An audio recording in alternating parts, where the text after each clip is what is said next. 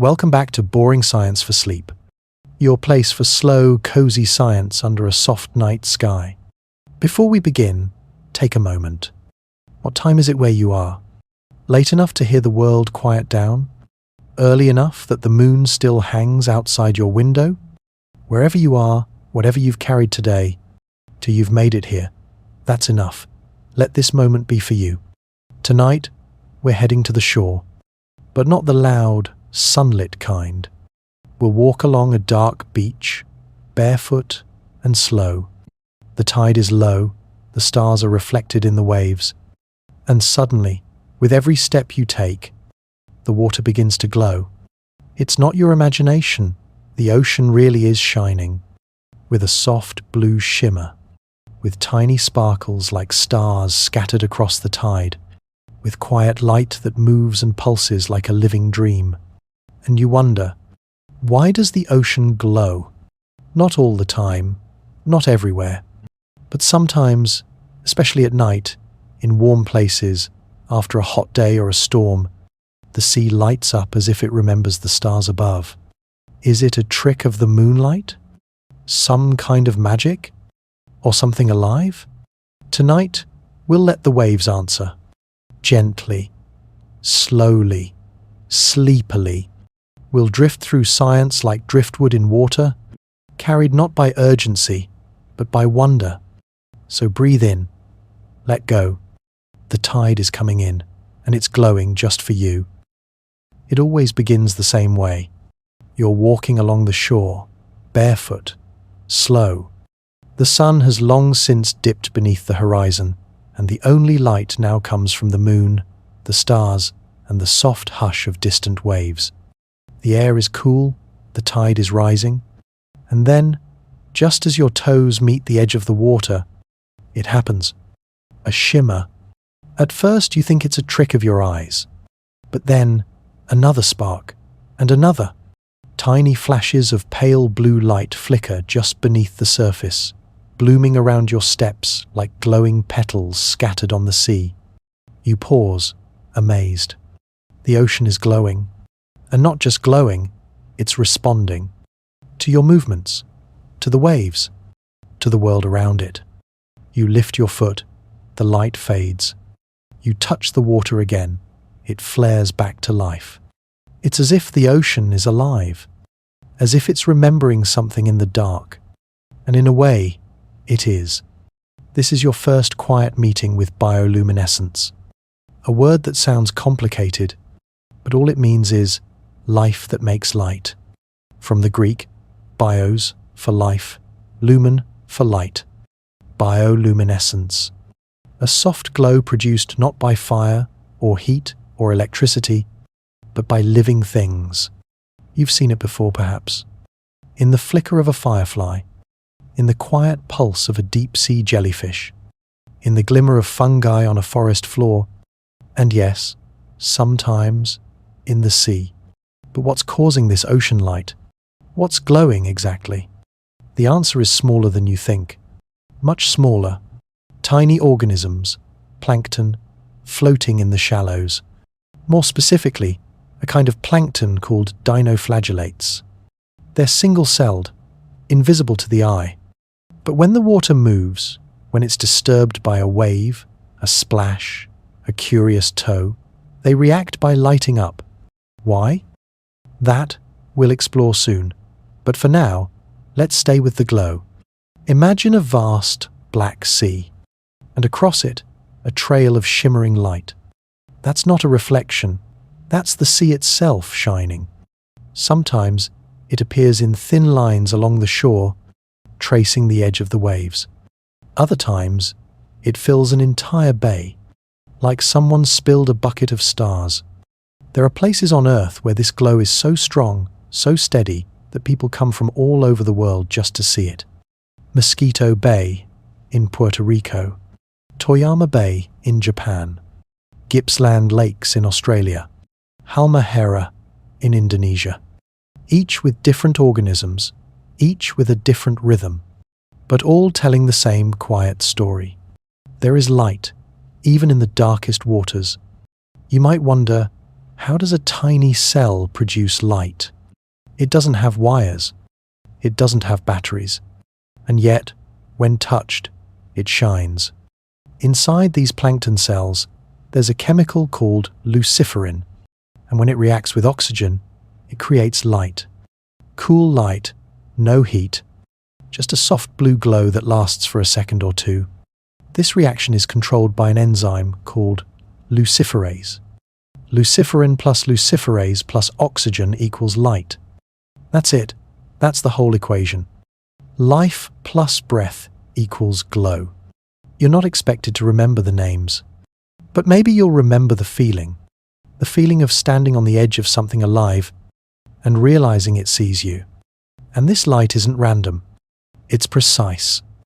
The glow only happens when the plankton are disturbed, as if they're responding to motion, to presence.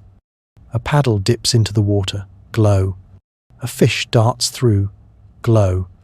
A wave crashes, glow. Like a quiet alarm system, or a soft language spoken only at night. Some scientists believe this reaction evolved as a defense mechanism. When a fish tries to eat the plankton, the flash of light might startle it, or it might attract larger predators, scaring the original attacker away. In this way, even the tiniest beings learn to speak through light. A whisper, a warning, a shimmer that says, "I'm here." But not all bioluminescence in the ocean comes from plankton. As you move deeper into the sea, past the shallows, past the waves, you enter the twilight zone, a part of the ocean where the sun can no longer reach. Here, in the dark, bioluminescence is everywhere. Jellyfish that pulse with ghostly light, shrimp that shoot glowing clouds like smoke bombs, fish with lanterns hanging from their heads, octopuses that swirl in streaks of blue. In this world without sun, light is life.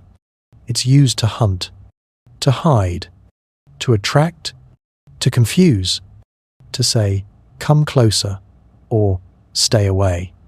Some creatures use it like a flashlight, turning it on and off as needed. Others wear it like camouflage, matching the faint light from above so they can disappear from below. Light is survival. And somehow, in the deepest darkness, and there's no shortage of it. So next time you walk by the sea at night, pause. Look down. Look carefully. What seems like an ordinary wave might carry ancient light. What seems like a quiet beach might be dancing with invisible life. And if you're lucky, you might step into the water and see it come alive around you, glowing with every motion, sparkling like the stars overhead, decided to come down and swim. It doesn't happen every night. The glow is delicate. It depends on the temperature, the season, the phase of the moon. It appears when it wants to.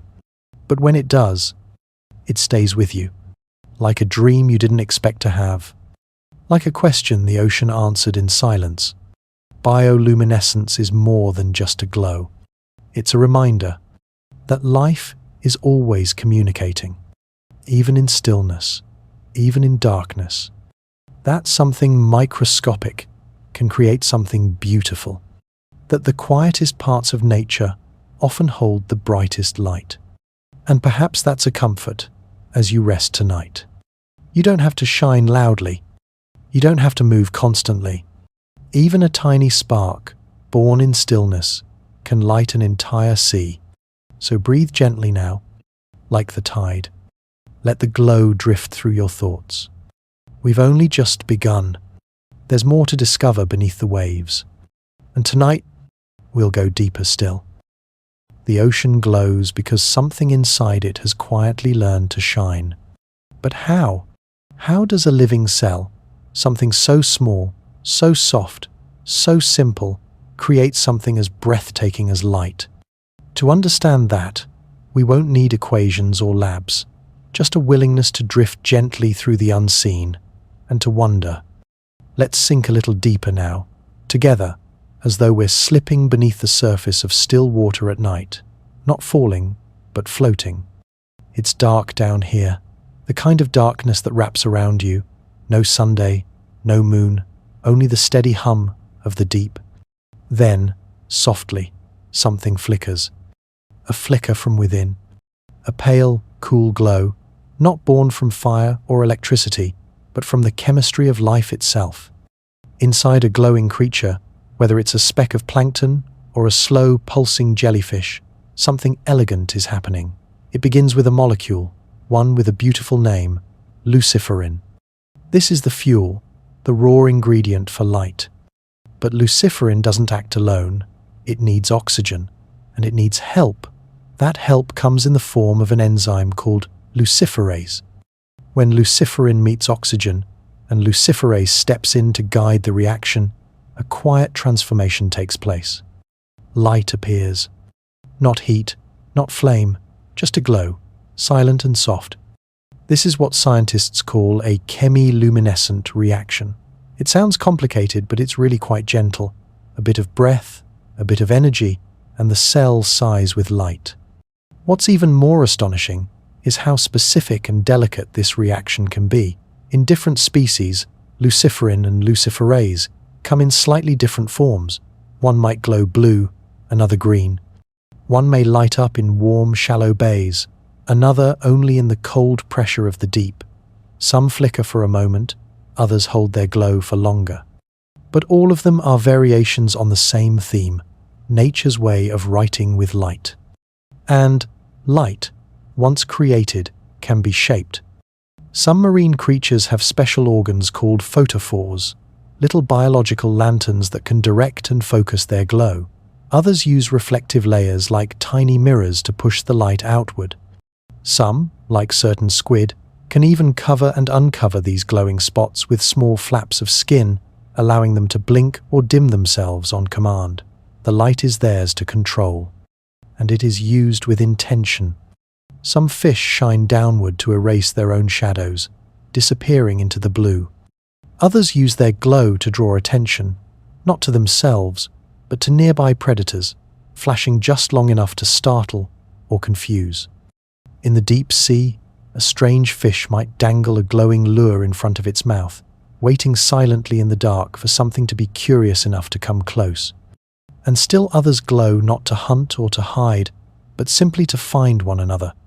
Tiny creatures may leave trails of light in the water like floating signatures, patterns unique enough to be recognized by a mate in the vast and silent ocean. All of this, every shimmer and flicker, is not accidental. It is communication, it is survival, it is art. Even the timing of the glow is precise. Some species produce their light only at night. Others glow in response to touch, or vibration, or sudden movement. The reaction itself is quick, often lasting just a second or two, but it's enough to signal, enough to survive. And this chemistry is everywhere. Back near the surface, in the calm shallows, it's still the same elegant formula. You step into the sea, disturbing the water ever so slightly. In that moment, millions of tiny plankton drift around your ankle, each one reacting to the motion, each one producing just a flicker of blue light. The same breath of oxygen, the same tiny match struck by luciferase, the same glow. You are not lighting them, they are lighting themselves, in response to you. And for a brief moment, your movement becomes visible, not in water, but in light. There's something deeply humbling about that, the thought that you are not just passing through a place, but being noticed by it, that your presence creates beauty simply by existing. You don't need to remember the chemical names. They're just words, after all. What stays with you is the wonder, the idea that something so small and quiet can hold such brightness. That chemistry can feel like poetry. The ocean glows because it has learned to. And in the darkest waters, light is never wasted. So, as you lie here now, eyes closed, mind softening, know this. Somewhere, far beneath the surface, a million tiny lights are blooming. Not because they have to, but because they can. And maybe that's reason enough. Imagine drifting in water so deep that the sun has never touched it. There is no blue here, no green, no glinting surface, only shadow layered on shadow, an ocean of midnight, and yet, in this darkest part of the sea, something pulses softly in the gloom. A slow blink, a flash, a shape moving through water not by sight, but by glow. Welcome to the deep sea, where light is a living tool. Here, far from warmth, bioluminescence becomes more than beauty. It becomes survival. The creatures that live here do not stumble through the dark. They do not guess. They have found a way to turn the darkness into a kind of seeing. Their bodies have become lanterns, signals, warnings, and weapons. They are not just glowing, they are using their glow. Let's drift closer. Over there, a small fish glides silently forward. From its head, a slender spine curves downward, ending in a softly glowing bulb. It sways gently, like bait on a line, and that's exactly what it is. This is the anglerfish, one of the deep's most haunting shapes. Its light is not decoration, it's a trap. In the dark, any glimmer becomes curiosity. And when another fish swims too close, drawn by the flicker, the trap closes. No chasing, no splashing, just a soft light and a quick end. In other parts of the ocean, the glow is used not to lure prey, but to avoid being eaten. Some creatures, like squid or small shrimp, release clouds of glowing fluid behind them. It hangs in the water like smoke, briefly illuminating everything around it, and in that confusion, they disappear. Others, like certain jellyfish, flash in large bursts, sharp enough to startle a predator or attract something bigger to interrupt the chase. It's like setting off a flare in the dark, not to be seen, but to be rescued from being seen. There are fish with glowing stripes that pulse slowly, like moving lights on a runway. There are worms that burst open into bright spirals when disturbed. There are comb jellies with rows of cilia that scatter light like a soft rainbow, not glowing on their own, but bending light around them in gentle, fluid motion. And then there are the creatures that don't run, don't hunt, but simply try to vanish. Some use their light to blend into the faint twilight from above, matching the dim glow of the surface, so that anything looking up from below sees nothing. No shadow, no outline, just light upon light. This form of disguise is known as counter-illumination, and it's one of nature's most clever tricks, hiding in plain glow. Imagine that, a body lit from within, not to be seen, but to disappear. Even predators can use this kind of light to stalk more quietly. By glowing just enough to erase their own outline, they swim invisibly beneath their prey. In the ocean, light is not passive. It is shaped, directed, and bent to purpose. It's not just about who shines. It's about when, and why, and how long. And each creature seems to know exactly how to use it. Some glow constantly, like a lamp left on in the corner of the room. Others glow in rhythmic pulses, once every few seconds, like a distant heartbeat. Some only glow when touched. Some only glow when hunting. Some glow to say, "Here I am," and others glow to say, "Go away." Even the tiniest spark holds meaning. This language of light is silent, but not empty. It's how creatures speak to each other in a world without voice or Sunday. It's how they survive, how they feed, how they find each other. Imagine being born into a world where you cannot see, but you can shine, where every part of your body might be a message. Light from under the eyes might mimic a moonbeam and hide your silhouette. A glow along your side might tell others of your species, "I am one of you." A flash from your tail might distract a predator just long enough for you to vanish. It's not just about survival, it's about presence, awareness, intelligence shaped by darkness. The deep sea may be cold and still, but the creatures here are not slow. They are precise, evolved not in spite of the dark, but because of it. They have mastered a kind of choreography with light, each movement considered, each flash purposeful.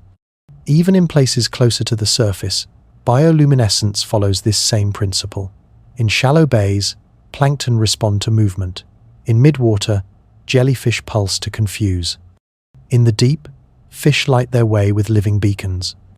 Light becomes a tool, And in many cases, that tool is honed for a single, vital task: to stay alive. It's humbling, isn't it? To realize that in the parts of the world most hidden from us, the most delicate tools are at work. That even without color, without sun, without speech, life finds ways to speak. Through glow, through rhythm, through stillness broken by soft light. As you lie still now, in your own quiet dark, perhaps you can sense it. The sea below you is full of signals.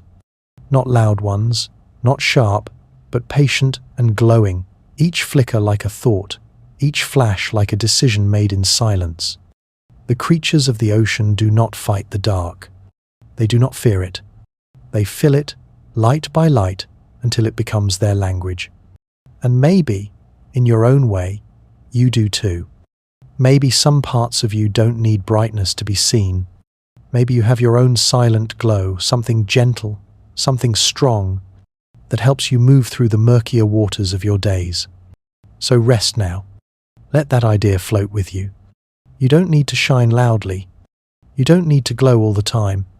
Even a flicker, used with care, is enough to find your way. And in the next part of our journey, we'll explore who else is watching, because the ocean doesn't just glow for itself. Sometimes it glows for those above. We'll rise again soon. But for now, just drift. There is no need to chase the light. It knows where to find you. You step softly into the sea. The water is warm around your ankles, still, almost shy. The sand sinks gently beneath your feet. You pause there, where the land becomes liquid and the quiet is as thick as velvet.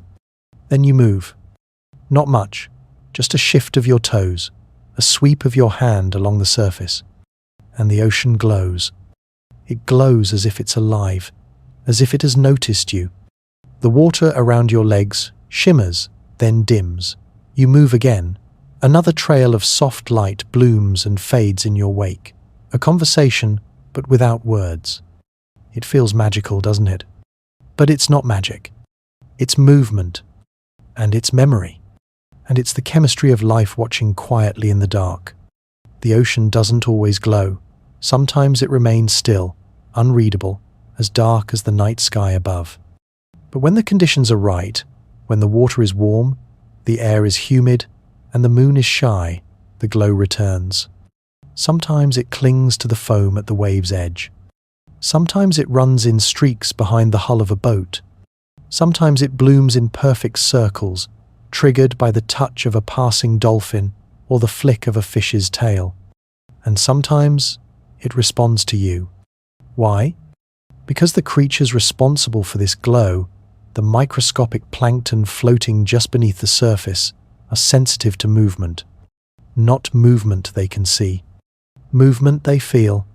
When you touch the water, you create turbulence, tiny shifts in pressure, currents that bump into their fragile cell walls, and in response, they shine.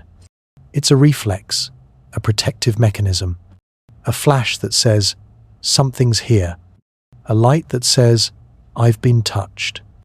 The glow isn't personal, but it feels that way. Because it's not random, it's reactive. And the more softly you move, the more clearly you'll see it. Fast splashes overwhelm the glow. But slow, gentle gestures draw it out like ink on paper. A fingertip dragged lightly through the shallows creates a comet trail of pale blue. A step forward leaves a glowing footprint, which fades slowly behind you. If you stand still again, the glow quiets, as if waiting. The ocean doesn't just glow for no reason. It glows because you moved, and because life was there to notice. And then there's the moon. The moon doesn't cause the glow directly. It's not a switch, and it doesn't hold a dial, but it changes the stage. It changes how we see, how the ocean behaves. When the moon is full, its light spills across the surface, soft and silver.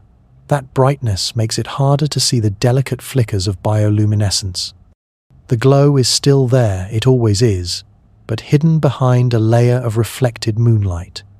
But when the moon is small, or veiled in clouds, the world grows darker, the ocean becomes a canvas, and suddenly Every spark of light becomes visible, more sacred, more surprising. That's why the best displays often happen on moonless nights. When everything else disappears, the glow becomes a secret shared only between you and the sea. Even the tide plays its part. On some beaches, the glowing plankton gather more densely in still water, sheltered coves, warm bays, quiet inlets. When the tide rises and gently stirs the shoreline, it lifts the plankton closer to the surface, where your steps or your paddle can disturb them. It's not guaranteed. But when the tide and the time and the moon all align, the sea becomes a mirror for the stars, and you, walking through it, become a constellation yourself. But perhaps the most beautiful part of this glow is not its cause. It's its response. Bioluminescence doesn't reach for you. It doesn't beckon. It waits. It waits until you arrive, until you move, and then it answers. Gently, briefly, without expectation. There is something profoundly peaceful in that kind of relationship. A world that doesn't demand your presence, but responds when you offer it. It's not unlike a friend who listens more than they speak, or a garden that blooms quietly when you walk by. You don't have to perform. You don't have to understand. You just have to be there. So the next time you stand at the edge of the ocean at night, and the waves are lapping softly against the shore, look carefully. The glow might not appear all at once. It might come slowly. You may need to move gently, like you're waking something from a dream.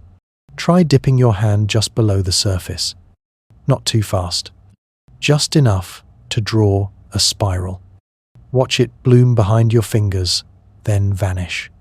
Watch it pulse once, maybe twice, then fall still. There's no need to chase it. The ocean glows on its own time.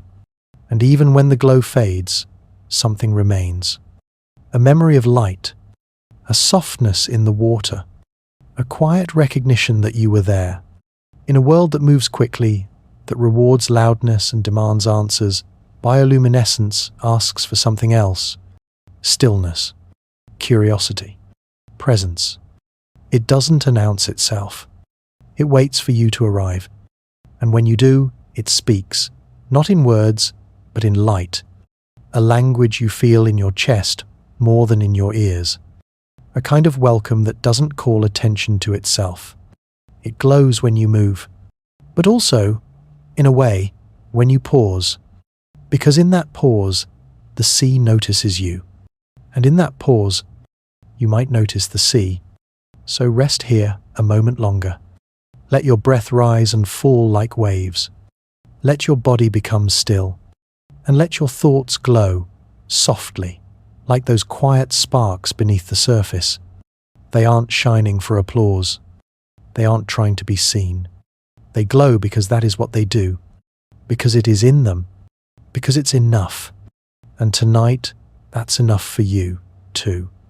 The ocean responds to you, not because you are loud, but because you are present. Let that truth carry you as we drift onward, deeper still, into the glowing heart of the sea. Not all oceans glow. Not every wave carries light. But when it happens, when everything aligns just right, the result is a moment so soft, so rare, it feels as if the world is letting you in on a secret. This is the magic of nature's light shows. They don't play to crowds. They don't happen on command. They appear when they're ready, brief, delicate, and unforgettable. You can't buy a ticket to them. You can only arrive quietly and hope the water remembers to shimmer. And still, the earth offers places where these shows are more likely to unfold. Places where the chemistry, the conditions, and the timing come together, again and again, to light up the sea. Let's visit them slowly, one by one, not as tourists, but as wanderers in the dark. Not to see a spectacle, but to witness something living. There is a bay in Puerto Rico called Mosquito Bay. The name may sound harsh, but the water tells a different story.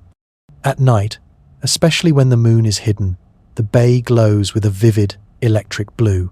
Every ripple, every stroke of a paddle, every swimming fish becomes illuminated. The source? Millions upon millions of microscopic dinoflagellates. They live in the still, warm waters of the bay, protected by mangroves, and they light up when disturbed. Here, the glow is so bright that it paints entire waves, outlining the shapes of fish beneath the surface. A swimmer appears to be surrounded by ghostly light. A kayak leaves a glowing trail behind like a comet across the water. The bay holds the world record for brightest bioluminescence. But it doesn't announce itself. You must go at night, on a moonless tide, with quiet feet and open eyes. And when you do, it welcomes you. Thousands of miles away, in Toyama Bay, Japan, another light show appears, though not from plankton. Each spring, just before dawn, the sea begins to shine. The glow comes from the firefly squid, tiny creatures, only a few inches long, that rise from the deep in vast numbers. Their bodies are lined with bioluminescent organs that flash and pulse in patterns, turquoise, blue, sometimes white. The squid come close to shore to spawn, and for a few short weeks, the water becomes a swirling, glowing mosaic. As the sun rises, the glow fades, but in that hour before morning, the ocean is a living constellation. It doesn't look like our kind of night. It looks like something imagined. And once the squid are gone, the light disappears.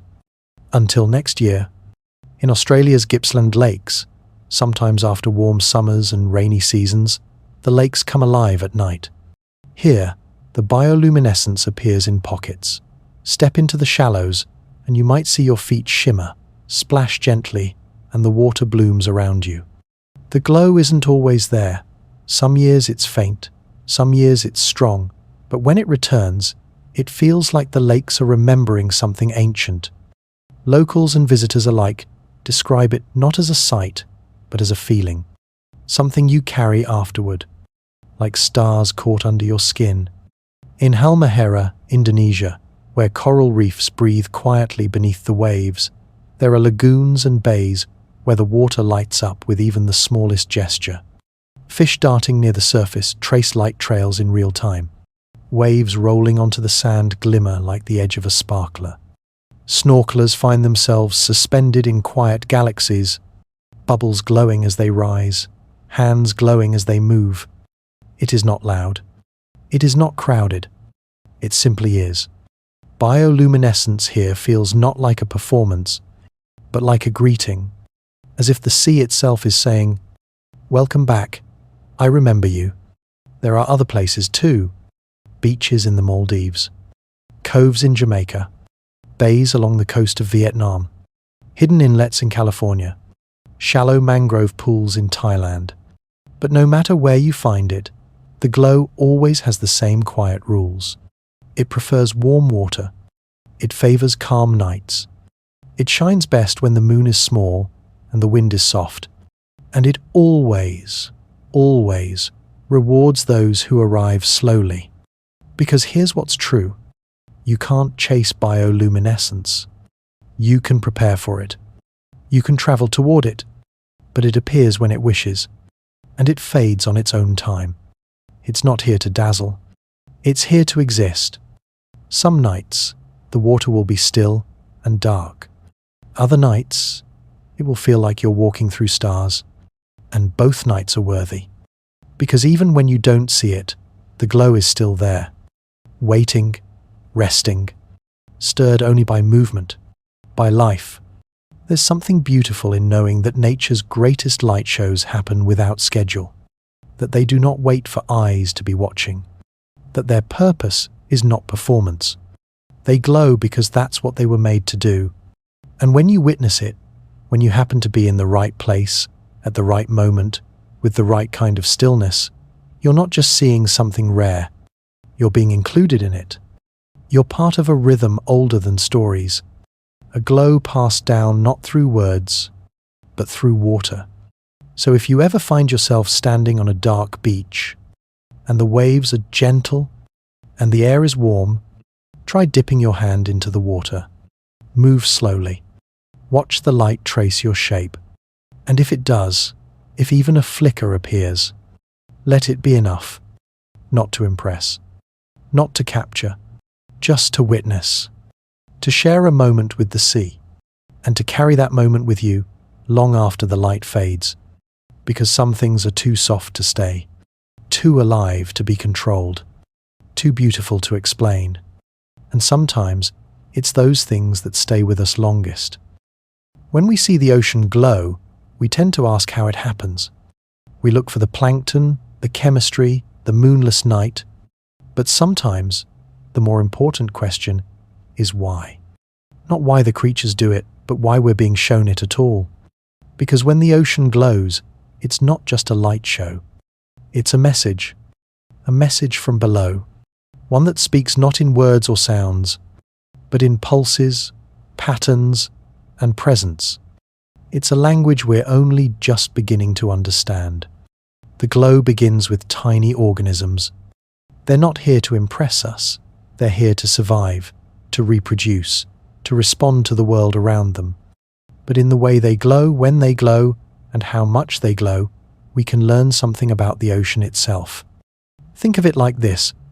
A glowing bay is more than beautiful, it's a diagnostic. The conditions that allow bioluminescence to thrive are very specific.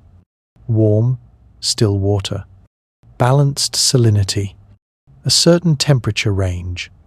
A healthy presence of nutrients, but not too many. The right kind of shelter, mangroves, coves, shallow lagoons. When those conditions are met, the plankton multiply. And when they're disturbed, they glow. That glow becomes a signal. It tells us, this place is stable right now. This part of the ocean is in balance, at least for this moment. But if the water gets too polluted, the glow fades. If the temperature rises too high, the plankton disappear. If storms churn the coast too violently, or tides shift unnaturally, the glow won't come. Which means that when we find a glowing sea, what we're really seeing is evidence that life here is intact enough to express itself. Bioluminescence becomes a natural status report, a soft, shimmering sign that says, I'm still here. Researchers have begun to track these glow patterns. They note when and where the glow appears most strongly. They measure how long it lasts. They monitor which species are glowing and in what density. Over time, patterns emerge. In years when the glow appears early or late or not at all, those shifts can indicate bigger things. Changes in ocean currents, shifts in coastal development, rising temperatures, chemical runoff from inland farming, even the presence of microplastics in the water. The glow doesn't lie. It responds to everything, and in responding, it becomes a messenger. There's another signal hidden in the light, one that relates to the food web. Bioluminescent plankton are at the bottom of that web. Tiny, floating, photosynthesizing beings that feed the smallest of fish and invertebrates. When the plankton glow, they tell us where these food chains are healthy. And when they vanish, we know something has shifted. That shift ripples upward. Small fish go hungry. Larger fish follow. Birds, whales, and even humans who rely on fishing feel the impact. A change in glow can predict a change in harvest. In economy. In ecology. So in a way, those gentle lights in the water are economic indicators too. Not just of beauty, but of survival. Even more curiously, some scientists believe that tracking bioluminescence may help us map ocean currents, not from satellite images or drifting buoys, but from light trails. At night, fishing vessels in remote parts of the world have reported seeing long ribbons of blue light in the water, miles and miles long. These aren't tricks of the eye. They're chains of glowing plankton, disturbed in sequence by moving water. By mapping where these glowing trails begin and end, researchers can begin to draw the outlines of currents invisible by day. It's like watching the breath of the ocean traced in light. And the glow tells us where it's going. The light also reveals movement, not just of water, but of life. Schools of fish light up the sea as they travel. Dolphins surfacing at night leave sparkling arcs behind them. Whales, rarely, can be seen trailing waves of blue as they move near bioluminescent zones. Even boats, though artificial, leave their own kind of footprint, a glowing wake that fades over time. And when none of this appears, when the sea stays dark, even when stirred, that too is information. The silence of light becomes a signal, telling us what's missing, what's shifted, what's been damaged. So the glow is both presence and absence, a yes and a no, a soft reply from the deep. And then there is the signal sent not to us, but to each other. The glowing plankton aren't trying to inform humans. They're trying to inform their world.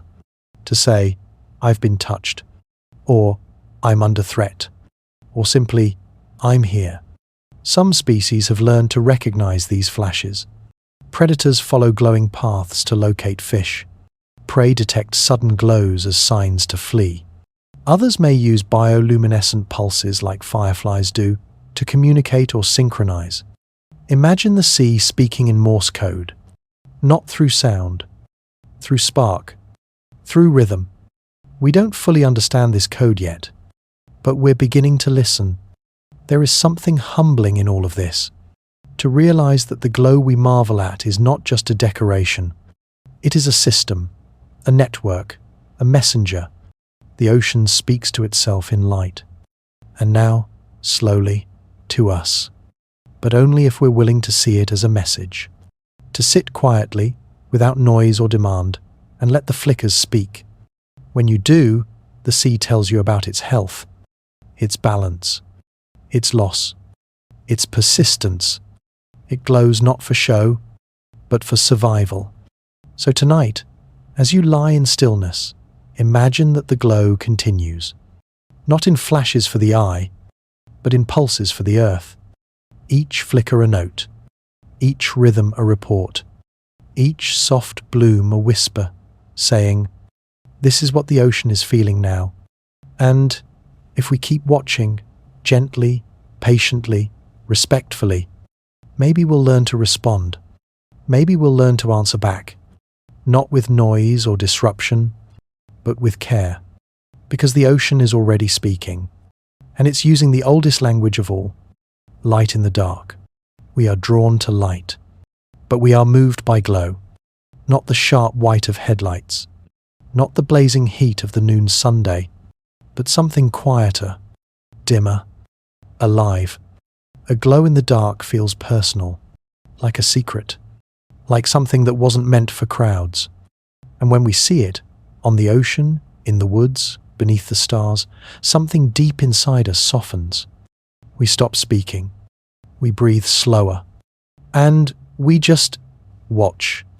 But why? What is it about this soft shimmer in darkness that makes us feel so much? Maybe it's memory.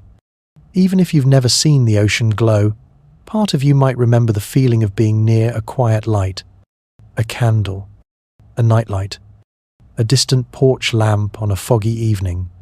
These lights don't demand attention. They offer company. And when that light comes from something living, it becomes something else entirely. A connection, a moment shared between species, between worlds. We don't think of algae as emotional. We don't expect sympathy from jellyfish. But when they glow, we feel seen, as if the sea has looked back, as if it has noticed our stillness and matched it with its own.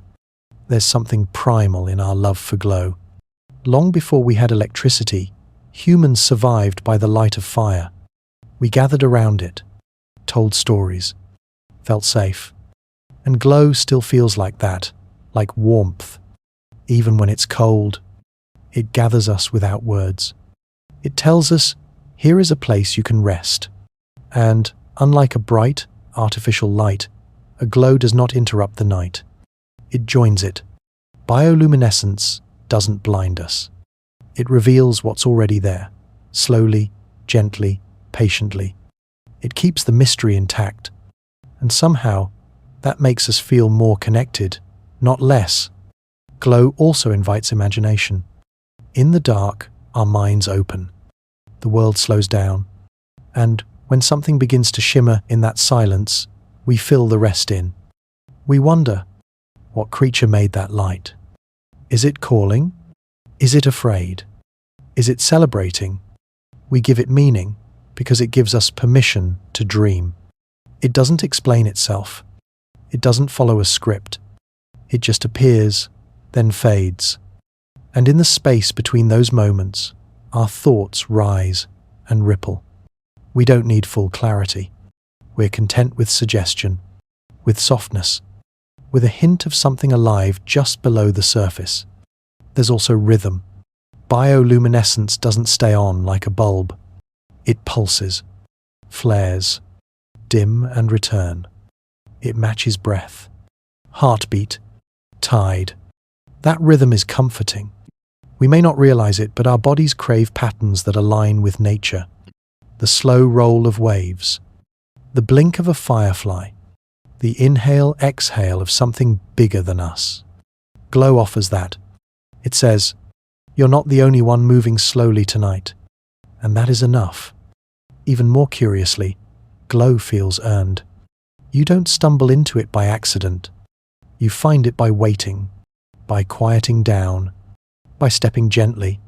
Unlike fireworks or neon signs, the glow of the sea doesn't perform. It responds. It waits for you to arrive in stillness. And when you do, when you enter the water gently, when you drag your hand softly through the surf, when your paddle brushes the plankton just so, then it begins. Not for show, but as a whisper. I see you.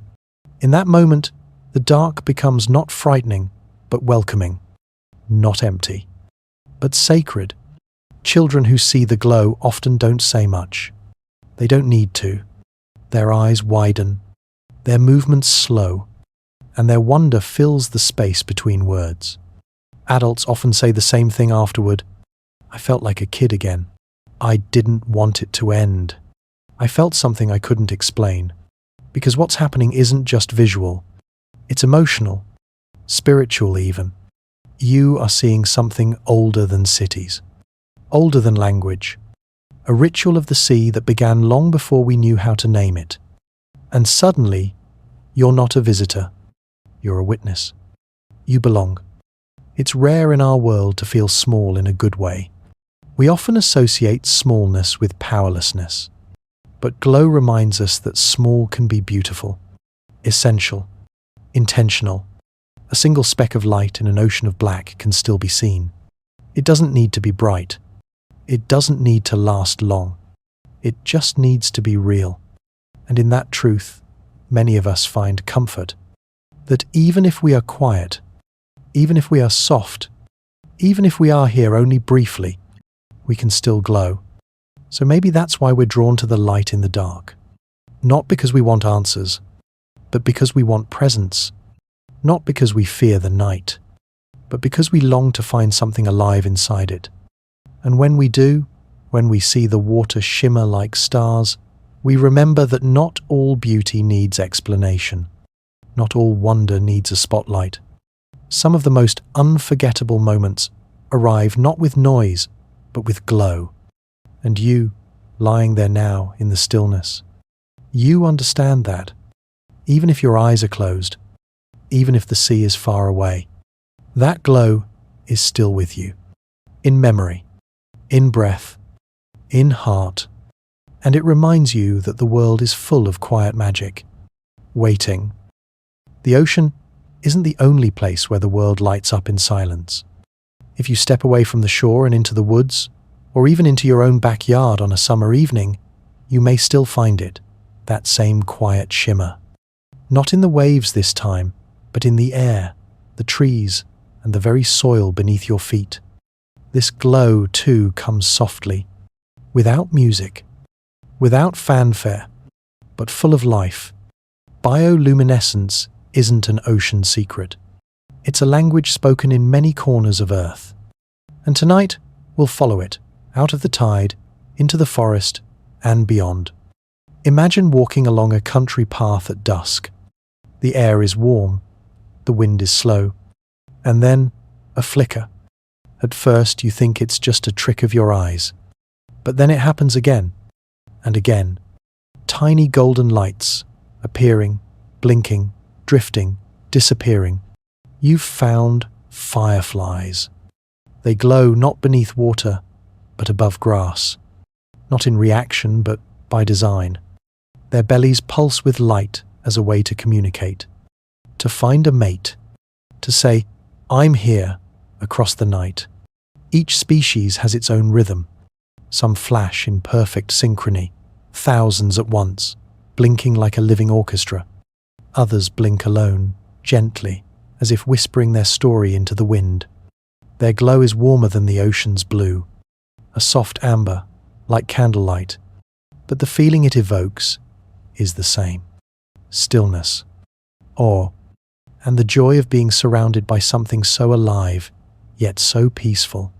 In deep forests, another kind of light emerges. Look closely at the fallen wood, at the damp earth, at the moss-covered stumps. You may see a faint green shimmer. This is foxfire, a glow from fungi. Certain species of mushrooms carry the same gift as the plankton and the fireflies, the ability to create their own light. Not to hunt, not to lure, but perhaps to warn, or to signal, or simply because they can. Scientists still debate the purpose of foxfire, but to those who stumble upon it, the reason hardly matters. It's beautiful. It's eerie. It's otherworldly. A fallen log glowing in the middle of a dark forest feels like something out of myth, but it's real. A natural lantern, lit not by flame, but by life itself. In some caves around the world, particularly in New Zealand, there are creatures called glowworms. They hang from the ceilings in damp caverns, spinning threads of silk and emitting light from their tiny bodies. Why? To lure insects. The light draws prey upward, into the threads, where the glowworm waits. But from a human view, what you see is something far more poetic. An entire ceiling of stars. Not in the sky, but underground. You look up, and the darkness is broken by hundreds, sometimes thousands, of glowing blue dots, suspended above like a constellation dreamed up by the earth itself.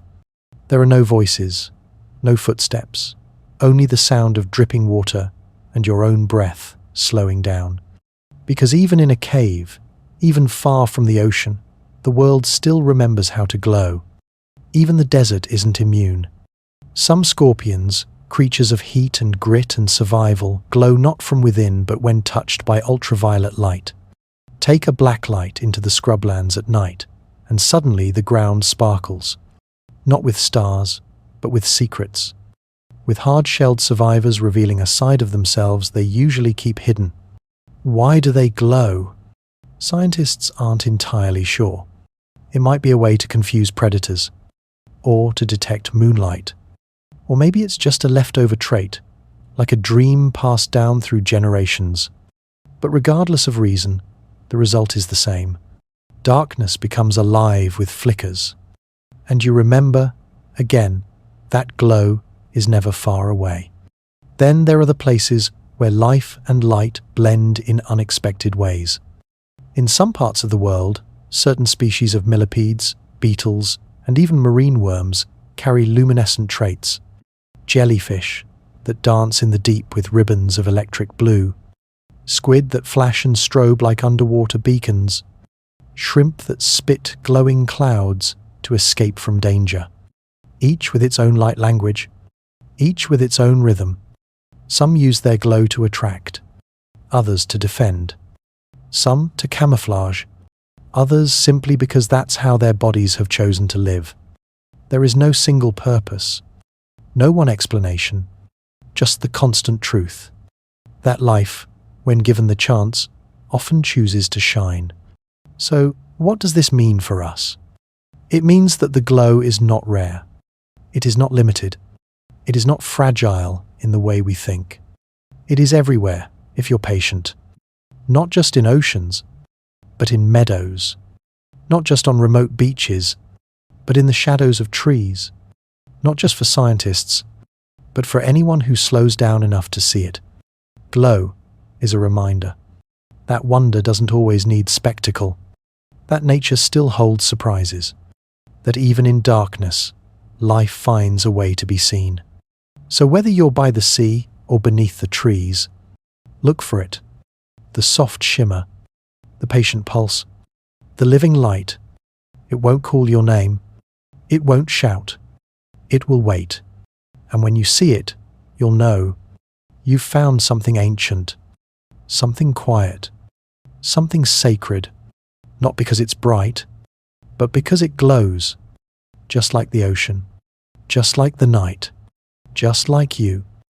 Some lights are meant to be seen alone, but glow, the soft, quiet kind that lives in ocean waves and firefly bellies, has a strange way of gathering people, not with noise, not with spectacle, but with presence.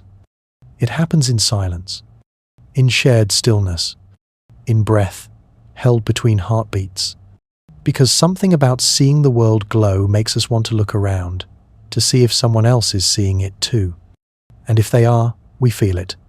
Connection, without effort, without words. We are not just watching the light. We are in it together. Glow asks us to pause. And when we pause, we open space for others to stand beside us. A couple on a beach, holding hands as the tide glimmers at their feet. Children racing ahead, shouting softly into the night, their footprints lighting up the sand behind them. Strangers gathered in silence around a bay, heads turned, watching water shimmer. In these moments, something dissolves. Not just stress, not just noise, but distance. We are, for a flicker of time, part of a quiet community, a momentary village built not on shared history, but on shared wonder. Even before we had words for it, glow was communal. Imagine the first humans watching fireflies in the tall grass, or walking by a glowing tide, puzzled but calm. They may not have understood the science, but they understood the feeling that something was happening here, something worth standing still for. So they gathered, around fire, around bioluminescence, around mystery, and they stayed. Because glow does that, it holds you, not with force, but with invitation. It doesn't pull, it welcomes. Modern life rarely leaves us room for this kind of gathering. We are so used to chasing light. Screens, billboards, traffic, the kind of light that shouts, that demands attention. But glow waits. It flickers patiently, softly, without performance. And when we return to it, when we step away from our schedules and our alerts, we feel something old begin to stir. A different kind of attention, a different kind of being with each other. You don't have to talk. You don't have to explain. You just have to be there. And notice, the glow will do the rest. Some people plan whole journeys just to see it. They bring their parents, their children, their partners, or they go alone and meet others there, on a dock or a kayak or a beach they've never seen before. And when the water starts to shimmer, no one claps. They whisper, they exhale, they press their hands to their hearts. Because glow does not entertain, it connects. It brings people into the same quiet room of the world, where speaking feels too loud and silence feels like a gift. Even in memory, glow connects us. You hear someone say, "I once saw the ocean glow," and you lean in. You want to know, where were they? What did it look like? Did they touch it? Did they feel small or safe or both? These stories travel, and when you hear them, you feel a part of something, even if you weren't there. Because glow is a shared inheritance, passed down not in photos or souvenirs, but in feeling. You don't need to have seen it to understand what it means. You've felt that hush before. That moment when the world slows down, when something almost sacred comes into view. We all have. That's why we know how to recognize the glow, even when it's in someone else's story. And there's something else, something quiet. Glow reminds us that beauty doesn't have to be complicated. You don't need to dress up. You don't need a plan. You just need the dark and something willing to shine. That simplicity, that ease, invites us to lower our guard, to show up not as our resumes, not as our worries, but as ourselves. Just people, just hearts, just a few breaths, standing in the same soft light. It brings out the part of us that listens more than talks, that wonders more than explains, that waits instead of rushing ahead.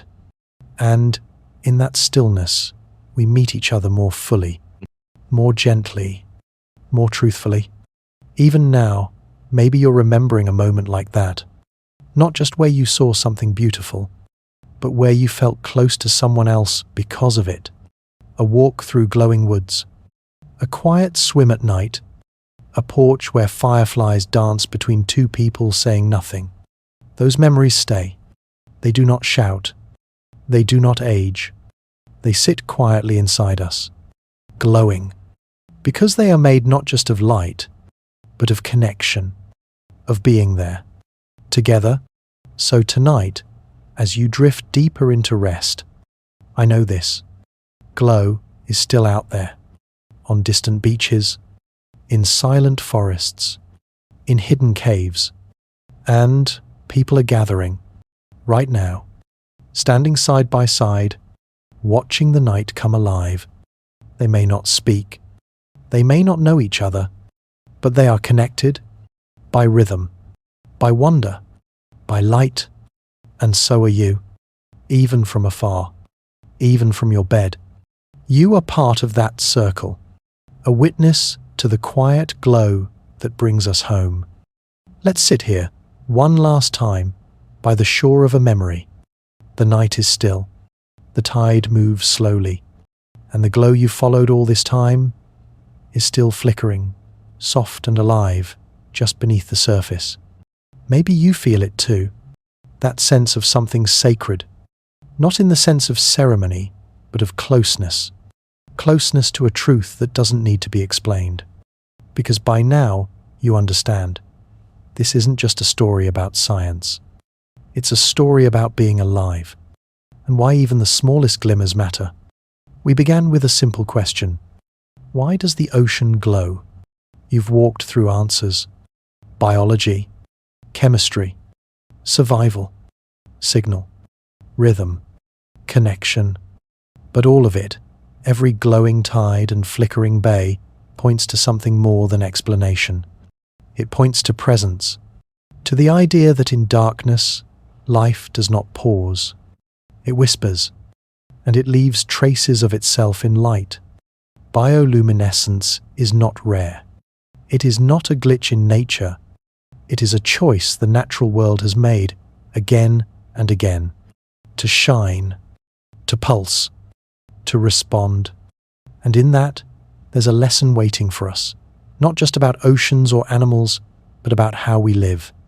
Because we too are often in the dark, in moments of uncertainty, quiet, or solitude. And we too have something glowing within us, a spark of memory, of kindness, of attention. We may not always see it, but others do, especially when things are quiet enough. When you stood by the water, whether in person or in imagination, you weren't just watching. You were feeling the hush of the waves, the mystery of each blue spark, the way the sea revealed itself, not with thunder, but with shimmer. That matters, not because it changes headlines or wins prizes, but because it changes you. You came looking for sleep, but maybe you also found a bit of wonder, a softness you forgot you needed, a reminder that stillness holds more than silence. It holds life. This glow, this gentle light in the dark, doesn't shout. It never did. And maybe that's why we trust it. Because it waits for us to be ready. It doesn't demand attention. It rewards awareness. You don't see it when you rush.